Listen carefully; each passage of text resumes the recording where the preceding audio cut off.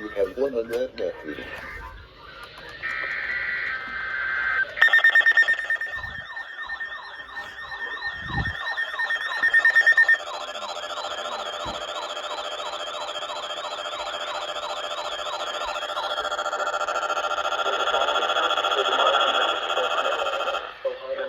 Weather Service in Cleveland has issued a tornado warning for Southwestern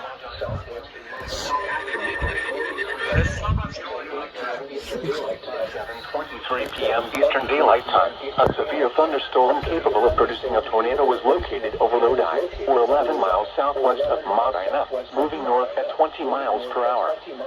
Hazard: tornado and quarter-size hail. Source: radar indicated rotation.